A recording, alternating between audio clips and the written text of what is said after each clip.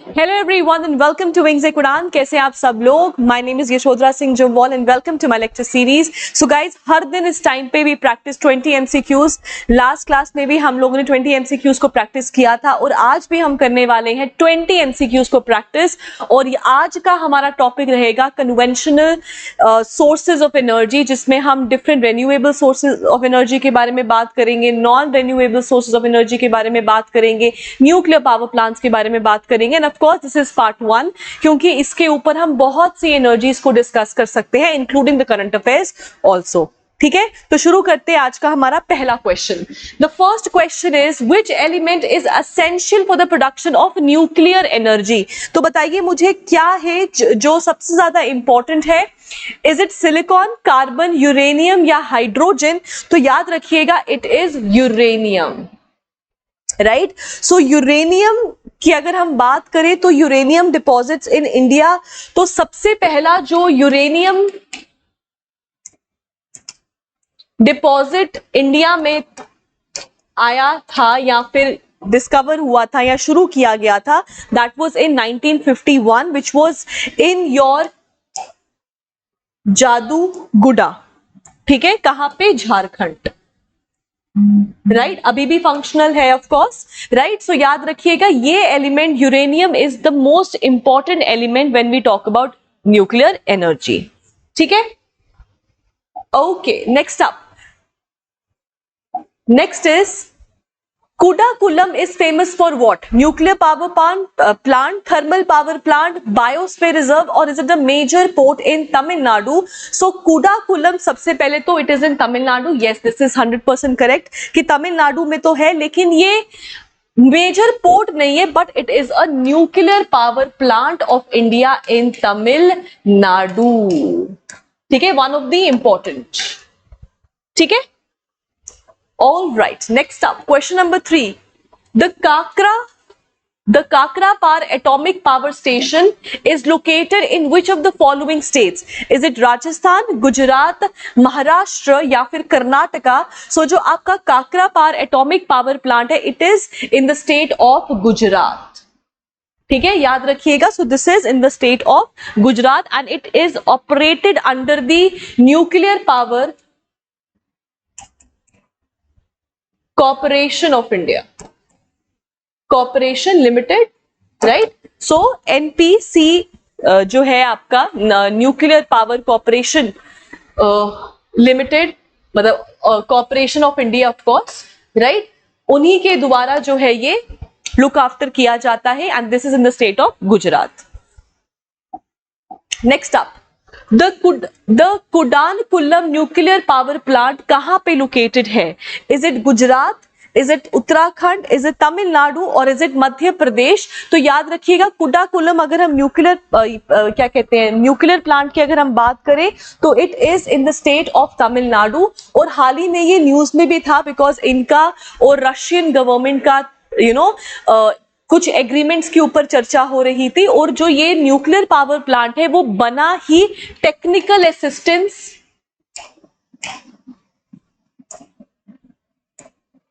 With technical assistance from Russia के साथ ही है. ठीक है, तो रशिया ने इसमें अपनी टेक्निकल असिस्टेंस दी और हाल ही में ये न्यूज में था because of the agreements between India and Russia regarding the nuclear plant. ठीक है, all right. Next up, before we move forward guys, we have started our new batches for JKPSI, patwari, नया tehsildar, constable, junior assistant. हमारे online as well as offline दोनों batches चल रहे हैं. The numbers are mentioned over here. अगर आप चाहते हैं तो अपने आप को यहाँ पे रजिस्टर करवा सकते हैं. बट इन एनी केस अगर आप हमारे ऑफलाइन बैच को नहीं ज्वाइन कर सकते तो आप हमको ऑनलाइन ज्वाइन करिए by downloading our application which is Wings Udan, और वहां पर जाके आप हमारे कोर्स को सब्सक्राइब कर सकते हैं. और जब भी आपको पेमेंट ऑप्शन वहां पे आएगा तो वहां पे आप यश 10 कूपन कोड का इस्तेमाल करेंगे. You will get a further relaxation in your fees. ठीक है, All right, let's move ahead. Which among the following is not a renewable source of energy? Nuclear energy, hydropower, biomass या फिर energy from waste. देखो waste to wealth, which is energy from waste का मतलब आ गया waste to wealth. ये तो India promote कर ही रहा है, राइट? सो ऑब्वियसली ये तो हमारा नॉट है, तो ऑब्वियसली ये renewable source तो है ही है, राइट? अगर हम बात करें न्यूक्लियर एनर्जी की, तो न्यूक्लियर एनर्जी आपका एक रेन्यूएबल सोर्स नहीं है, ठीक है? सो इसका आंसर आ जाएगा न्यूक्लियर एनर्जी। हाइड्रो पावर है तो रिलेटेड टू वाटर है, बायोमास है, it is also related to organic matter, ठीक है? So obviously the answer is nuclear energy. Next up, question number 6, the Dada Dundi वाले thermal power plant is located in which state? Madhya Pradesh, Punjab, Haryana या फिर हिमाचल प्रदेश? तो याद रखिएगा this is in the state of Madhya Pradesh, ठीक है? याद रखिएगा दैट इज दादा दुनी वाले, ठीक है? All right, and it is a thermal power plant, ठीक है? Next up, Kawas thermal power station is located in which of the following states? Is it Gujarat, Maharashtra, West Bengal या फिर राजस्थान? तो याद रखिएगा it is a thermal power plant in the state of Gujarat, ठीक? Next up, which type of energy is obtained from the motion of wind? Right, so जो wind का होता है primarily because of the wind velocity, जिस speed से wind चलती है उसके द्वारा जो एनर्जी ऑब्टेन किया जाता है उसको हम बोलते हैं, बताइए, wind energy, geothermal energy, solar या tidal? So tidal is via tides के साथ होता है, सोलर सन के लिए है, जियोथर्मल आपकी अर्थ की जो एनर्जी है उसके साथ रिलेटेड है। The answer is wind energy, ठीक है? Next up, question number 9, which non conventional source of energy uses the heat from the earth's interior? right, so is it solar energy? जी नहीं, ये तो सन है। टाइडल एनर्जी नहीं, ये तो टाइड्स के साथ रिलेटेड है। विंड एनर्जी अभी हमने देखा विंड के साथ रिलेटेड है, it is the geothermal energy, so the energy from the earth's interior. Next up, question number 10. Which of the following is a renewable source of energy that used by power vehicles? Is it coal, oil, propane या ethanol? So renewable source of energy है, तो हमको भी पता है India की national policy on biofuels जो 2018 में आई थी, उसके चलते हम लोगों ने E20 स्टार्ट किया था, विच इज एथेनॉल ब्लेंडिंग, जिसमें इनविजन था कि हम लोग हमारा 80% ऑफ द पेट्रोल के साथ 20% ब्लेंडिंग करेंगे एथेनॉल की, राइट? सो इसका आंसर आ जाएगा आपका एथेनॉल। और एथेनॉल का क्या है ना, एथेनॉल एक तो फुली कंबस्टेबल है। फुली कंबस्टेबल कहने का मतलब ये हो गया कि ये अपना कोई रेजिड्यू पीछे नहीं छोड़ता, first point. Number second, and one of the biggest drawbacks of ethanol is कि एथेनॉल ना हाईली कंबस्टेबल है, मतलब एक तो कोई ऐश भी नहीं छोड़ता, तभी हमने बात की इसके बारे में।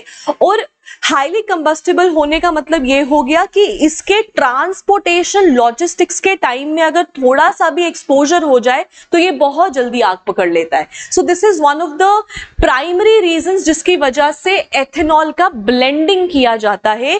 पूरा का पूरा एथेनॉल हम यूज करें तो इट इज रिस्की ऑल्सो, है ना? और अगर हम एथेनॉल की बात करें तो ethanol is also India's vision towards waste to wealth. और इंडिया की अगर हम बात करें तो एथेनॉल को हम ऑब्टेन करते हैं वाया कॉर्न, शुगर केन, ठीक है? तो इन सब के थ्रू हम एथेनॉल को ऑब्टेन करते हैं, ठीक है? Next up, question number 11.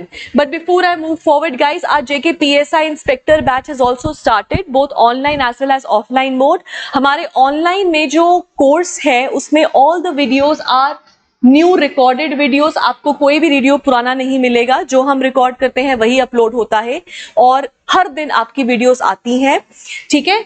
तो अगर आप चाहते हैं कोर्स को सब्सक्राइब करना ऑनलाइन तो आपको विंग्स एक उड़ान एप्लीकेशन पे जाके इस कोर्स को सब्सक्राइब करना है। और एज आई ऑलवेज से यश 10 का कोड लगाएंगे, कूपन कोड, तो वहां पे फर्दर डिस्काउंट भी आपको मिलेगा, ठीक है? All right, next up, Next is the sun's energy is due to what? The nuclear fission of hydrogen, the nuclear fusion of hydrogen, the natural combustion of hydrogen या natural fission of uranium. तो this is तो nuclear energy के साथ तो out, natural combustion नहीं है, it is basically a fusion reaction, याद रखिएगा, ठीक है। फ्यूजन हो गया मिलना, फिजन हो गया ब्रेक करना। तो जब भी फ्यूजन रिएक्शन होता है तो वो बहुत ज्यादा एक्सप्लोसिव रिएक्शन होता है या बहुत ज्यादा एनर्जी जो है इसमें से रिलीज होती है। तो याद रखना जो सन की एनर्जी है, जो सोलर रेडिएशंस हैं या जो सोलर वेव्स हैं, वो किसके वाया है? It is because of the nuclear fusion of the hydrogen, ठीक है। Next up, question number 12. Coal, petroleum, natural gas and propane are fossil fuels. ठीक है, अब इनको हम फॉसिल फ्यूल्स क्यों कहते? देखो फॉसिल फ्यूल्स क्या होते हैं ना, आप लोगों ने इन्वायरमेंट में बायो जियोकेमिकल साइकिल्स पढ़े होंगे, न्यूट्रिएंट साइकिल्स पढ़े होंगे, है ना। उसमें हम कार्बन साइकिल भी पढ़ते हैं, और and one of the carbon cycle which is an example of an imperfect cycle, उसमें हम लोग क्या करते हैं कि आपके जो डेड ऑर्गेनिक मैटर होता है, प्लांट्स एनिमल्स होते हैं, जब वो मर जाते हैं उसके बाद ऊपर सॉइल आया, वेदरिंग हुआ, टेम्परेचर, प्रेशर, प्रेसिपिटेशन, उन सब की वजह से under temperature and pressure, high temperature and pressure, fossil fuels बन जाते हैं, राइट। सो ये कैसे बनते हैं? They are formed from the buried remains of the plants and tiny animals जो मिलियन ऑफ ईयर्स तक वहां पर हैं under high temperature and pressure, right. इससे आपके फॉसिल फ्यूल्स बनते हैं, और इसीलिए बोलते हैं कि फॉसिल फ्यूल्स को जलाना नहीं चाहिए, क्योंकि जब बर्निंग ऑफ फॉसिल फ्यूल्स होता है तो रिलीज होता है कार्बन डाइऑक्साइड, और कार्बन डाइऑक्साइड क्या है? Carbon is a green house gas, ठीक है। इसलिए इंडिया इन्विजन क्या करता है कि उसको कार्बन न्यूट्रल बनना है 2070 में तक आते आते, इसलिए सोलर एनर्जी को प्रमोशन बहुत ज्यादा मिल रहा है, एथेनॉल ब्लेंडिंग जब भी, जैसे अभी आपने अभी देखा, राइट। सो अभी इन चीजों को प्रमोशन मिल रहा है, ठीक है। Next up, question number 13. Burning fossil fuels gives out a lot of energy but has disadvantages in why? Scarcity of fossil fuels, तो yes, scarcity तो नहीं बोलेंगे, but once they are finished, एक तो इनका बनने को million of years लग जाते हैं, so एक तरीके का ये बहुत जल्दी खत्म हो जाएंगे अगर बहुत rigorously इनको यूज किया जाए तो। so yes, scarcity of fossil fuels तो है ही है, और fossil fuels को जलाने से emission होता है कार्बन डाइऑक्साइड का, therefore increase in pollution level भी है। So the answer is both A and B, ठीक है। Next up, the main constituent of biogas is what? Is it methane, carbon dioxide, hydrogen या hydrogen sulphide? आपको पता है hydrogen sulphide कब release होता है? जब कभी भी मतलब आई एम श्योर आपको भी रियलाइज होगा, अभी जब कभी आप कहीं से गुजरो और बहुत खराब सी स्मेल आए ना, तो पता चल जाता है कि अरे कोई जानवर मर गया है ना। जब जानवर मरता है ना, तो उस टाइम पे वो जो उसका डीकम्पोजिशन हो रहा होता है ना, उस टाइम पे हाइड्रोजन सल्फाइड रिलीज हो रहा होता है, राइट। सो ये भी याद रखिएगा, देखा तो याद आ गया, ठीक है। चलो, सो अगर बायोगैस की बात करें, the main constituent is methane, approximately 50 to 70% of the biogas is made of methane, ठीक है। All right, next up, the power generated in the windmills is more in the rainy seasons. Since damp air would mean more air hitting the blades, no logic at all. Depends on the height of the tower. Okay. Depends on the wind velocity. Can be increased by planting tall trees close to tower. अगर tall trees को close to tower करेंगे तो trees जो है वो wind को stoppage provide करेंगे। So this is going to be a drawback. ये तो जेनरेट का कोई रिलेशन नहीं है इसके साथ, तो याद रखिएगा ये डिपेंड करता है कितनी तेजी से विंड चल रही है और कितनी तेजी से वो जो आपके विंड मिल्स हैं वो घूम रहे हैं, right. So the answer is going to be depends upon the wind velocity, right. Okay, 16th question. The global demand of the energy has shown a tremendous level because of increasing industrialization. Yes, of course. Zest for a better quality of life. Yes, तभी तो air conditioners हैं हमारे पास, पंखे हैं, right? इसके अलावा गाड़ियों का इस्तेमाल इतना ज्यादा है, तो yes that is also there. Transport of course logistics के लिए। बट क्या सिर्फ यही रीजंस है? नहीं, एनर्जी की डिमांड और भी बहुत सारे रीजंस की वजह से हो रही है। आपको कोई भी इंडस्ट्री चलाने, जिसकी हमने इसकी बात की है, फॉर इंडस्ट्री चलाने से लेके वेस्ट को डंप करने से लेकर वेस्ट को ट्रीट करने से लेके हर चीज में एनर्जी का रिक्वायरमेंट है। So therefore there are many other reasons than just only these three. So many other reason in addition to all these are there, right? Okay, so guys before I move forward, एक चीज जो मैं आपको बताना चाहती हूँ वो ये है कि गाइज हमारे विंग्स एक उड़ान एप्लीकेशन में हम हर दिन फ्री टेस्ट या फिर फ्री क्विज अपलोड करते हैं, फ्री ऑफ कॉस्ट। आप सब जाके उनको दे सकते हैं। सो गाइज हो सकता है आप में से कुछ ऐसे हो who come from a very humble background, या फिर हो सकता है आप में से कुछ ऐसे हो जिन्होंने ऑलरेडी हमारी या किसी और की टेस्ट सीरीज ली है, ये भी हो सकता है, राइट? सो हम आपको खरीदने के लिए नहीं बोल रहे, आप खरीदना चाहें तो बड़ी अच्छी बात है, बट ये चीजें फ्री ऑफ कॉस्ट आपके लिए अवेलेबल हैं। तो जो चीज आपको फ्री ऑफ कॉस्ट मिल रही है, आप प्लीज उसका फायदा उठाएं और हमारी एप्लीकेशन विंग्स एक उड़ान को डाउनलोड करें और वहां पर फ्री क्विज जो है उनको जरूर दिया करें, राइट? उससे आपको पता चलेगा कि हर दिन के साथ एक तो आप हर दिन क्विज करेंगे तो it will definitely add to your knowledge also, और आपको पता चलता जाएगा आपकी प्रिपरेशन कहां तक पहुंची है and what all topics and subjects are there which you need to focus on. ठीक है, सो जरूर दीजिएगा, राइट? ये बस आपको बताया मैंने, right? 17th is which electricity part of the solar cooker is responsible for the greenhouse effect? greenhouse effect का मतलब क्या हो गया? इफेक्ट का मतलब हो गया, ग्रीन हाउस इफेक्ट में क्या होता है? एनर्जी ट्रैप हो जाती है और हमको वार्म महसूस होता है, राइट? सो ये काम कौन करता है सोलर कुकर में? Is it coating? Is it coating with black colour inside the box? Number one, coating black colour जो है उसका एल्बिडो सबसे कम होता है एंड ब्लैक कलर एब्जॉर्ब्स, और मैक्सिमम एल्बिडो या फिर total reflection is shown by the snow. So white जो है आपका टोटल रिफ्लेक्शन है या फिर एल्बिडो मैक्सिमम, ब्लैक का जो होता है वो एब्जॉर्ब करने की क्वालिटी होती है। Number second is a mirror, number C is the glass sheet, या number D is the outer cover of the solar cooker. तो याद रखना ग्रीन हाउस इफेक्ट दिखाता है जो ग्लास शीट वहां पे मौजूद है, क्योंकि ग्लास शीट क्या करता है? ग्रीन हाउस इफेक्ट या फिर ट्रैप करने का काम करता है और वार्म करने का काम करता है, that is the glass sheet. Next up we have dash is used as fuel in spaceships. Hydrogen, alcohol, petrol या फिर diesel, so it is hydrogen.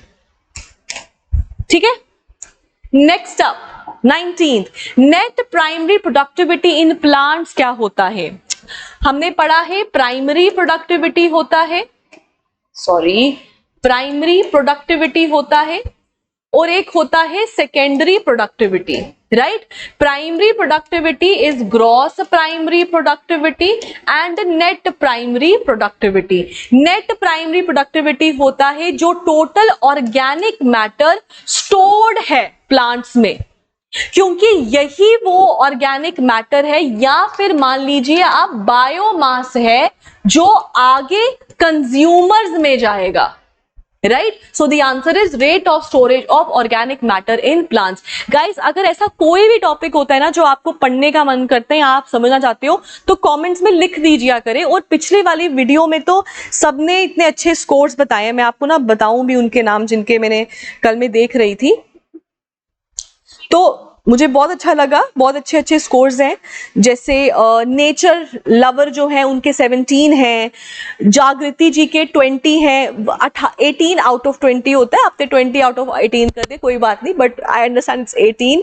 फिर सैफा यूसुफ है, उन्होंने कहा fantastic session, thank you so much, 17 marks हैं उनके। फिर तारिक जी के 13 मार्क्स है, डजंट मैटर, अच्छा है, you will definitely improve by time, right? Abrar ji के 17 है, फिर साजिद के 15 है, मुकेश के 12 हैं, देन सौरभ जी के 11 हैं, राइट? सो ऐसे करते करते एक यूजर एफजी करके हैं, उनका एक नंबर है, बट कोई बात नहीं, इट्स ओके। अगर सच में एक नंबर है, you need to work a little more harder, not a little more, quite hard you have to work, but it's okay. रोज करते जाओगे MCQs, you will definitely learn the art of solving the MCQs, और ऐसे करते करते आपको बहुत सी knowledge भी accumulate हो जाएगा, ठीक है? सो अपने आंसर जरूर बताया करो, स्कोर बताया करो कमेंट सेक्शन में। और दूसरी चीज, कोई भी अगर आपको टॉपिक पढ़ना है ना, तो प्लीज मुझे बताया करो कि ये टॉपिक करा दो, तो मैं करा दूंगी, ठीक है? जैसे मैंने पहले भी कितनी बार टॉपिक्स करवाए हैं, आउट ऑफ द बॉक्स कोई टॉपिक पढ़ा दिया, बिकॉज कमेंट्स में रिक्वेस्ट आता है, ठीक है? So you can definitely do that. Okay, last question for today, biomass is what? Okay, what, चलो, बायोमास इज व्हाट? सो हमको पता है biomass is basically the total dry weight produced, it is the total dry weight, right? So अगर हम options देखें, the answer is the total dry mass produced in an ecosystem is your biomass, ठीक है दोस्तों? So thank you so much। आज के ये हमारे 20 MCQs थे। मुझे अपना स्कोर जरूर कमेंट सेक्शन में आपने भेजना है, एक तो स्कोर कमेंट सेक्शन में आप मुझे जरूर दीजिए, और अगर कोई भी टॉपिक समझना है तो आप वो भी लिख डालिए, वरना कल इसी टाइम पे हम फिर से मिलेंगे हमारे 20 MCQs के साथ। So thank you and have a nice day।